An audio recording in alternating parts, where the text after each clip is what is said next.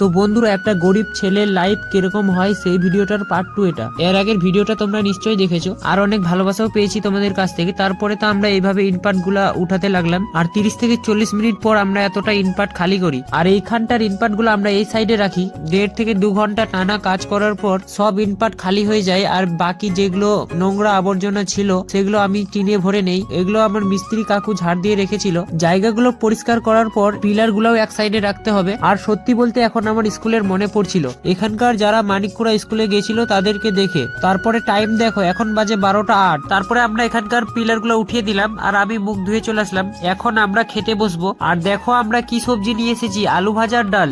আমার কাকু দিয়েছিল মাছের ঝোল, আমরা একে অপরকে দিয়ে ধুয়ে খাই। আর এই মাছটা দিয়ে আমি খেয়ে নিলাম ভাতগুলো। তারপরে খাওয়ার টিফিনটা ধুয়ে নিয়ে চলে আসলাম। তারপরে খাওয়া দাওয়ার পর একটু বসেছিলাম। আর এখন বাজে 1টা 58, আর আমরা এখন কাজে লেগে পড়লাম। কিছুক্ষণ কাজ করার পর টাইম হয় 4টা 2। আর